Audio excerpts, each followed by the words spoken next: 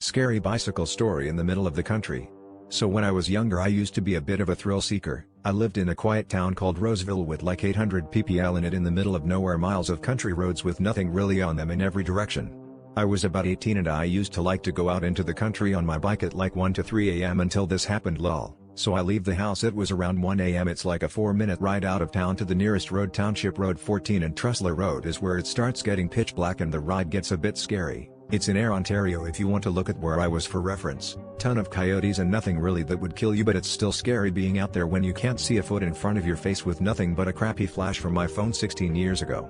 But I loved doing that, made me feel alive. I would point the phone at the road with one hand and guide myself to stay on the road, or I was just gonna go right into the ditch/field.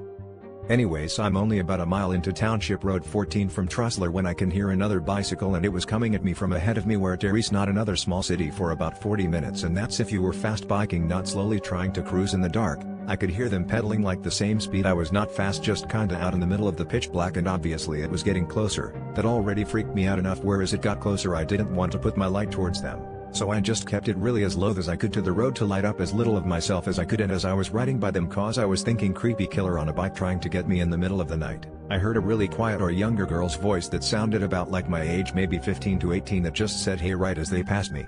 I replied hey back, and that was it. But this is the crazy part that hit me like 2 minutes later. That person had no light or any way to navigate, and it was literally impossible to bike on that road without some type of light.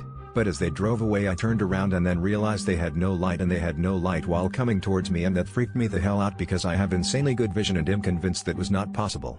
Also I had to turn around eventually to go back home, and that was like the creepiest feeling I've ever had. Even worse than farm dogs chasing me on my bike in the dark, which is also super intimidating. Been thinking of that encounter more and how weird it was in my later years.